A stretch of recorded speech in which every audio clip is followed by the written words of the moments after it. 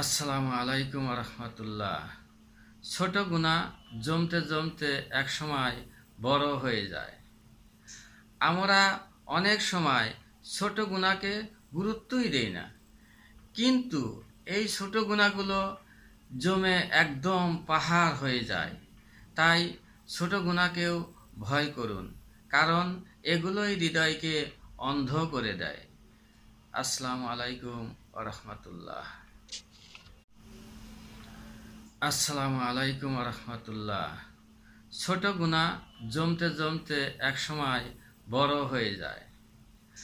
আমরা অনেক সময় ছোট গুনাহকে গুরুত্বই দেই না, কিন্তু এই ছোট গুনাহগুলো জমে একদম পাহাড় হয়ে যায়।